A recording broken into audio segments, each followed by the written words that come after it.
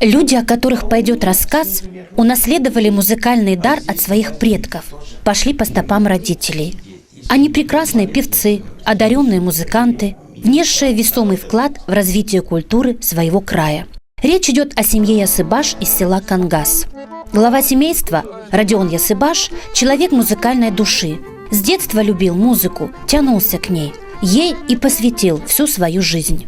Много лет руководит он музыкальными коллективами и является педагогом. В селе воспитано не одно поколение музыкантов благодаря призванию Родиона Георгиевича.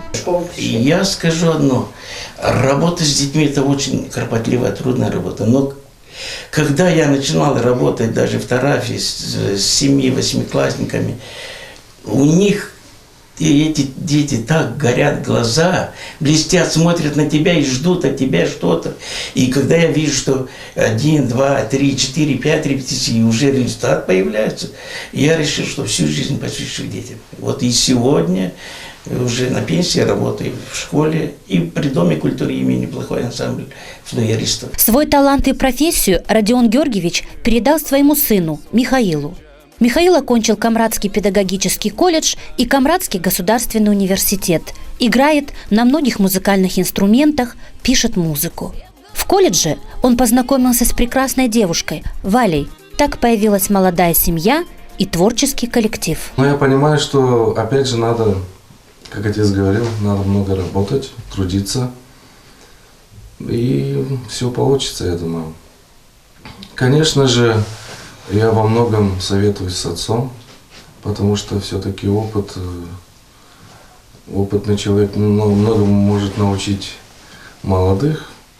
Поэтому его опыт, мои новые какие-то взгляды, получится что-то. Бывает, за 5 минут приходит мысль какая-то, пишешь мелодию. Муза приходит, как говорят. Пришел раз, спел, быстро напел. А иногда сидишь часами, думаешь, ничего в голову не приходит. Сейчас дома у семьи Ясыбаш своя маленькая студия, в которой записана не одна песня, сняты клипы. Еще подрастает совсем молодое поколение, которое, мы надеемся, еще заявит о себе своими талантами.